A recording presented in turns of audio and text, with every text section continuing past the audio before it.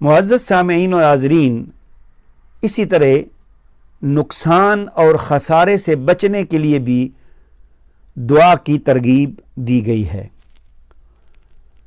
ترمذی شریف کی ہی حدیث مبارکہ ہے 3388، اس میں حضور نبی کریم صلی اللہ علیہ وآلہ وسلم نے فرمایا، جو شخص اس دعا کو صبح و شام 3 مرتبہ پڑھ لیا کرے اسے کوئی نقصان نہیں پہنچے گا۔ وہ دعا کیا ہے؟ غور سے سن کر اسے یاد کر لیں۔ وہ دعا یہ ہے، بسم اللہ الذی لا یضر مع اسمہ شیء فی الارض ولا فی السماء وہو السمیع العلیم۔ معزز سامعین و ناظرین، یاد رکھیں کہ سود کھانا بہت بڑا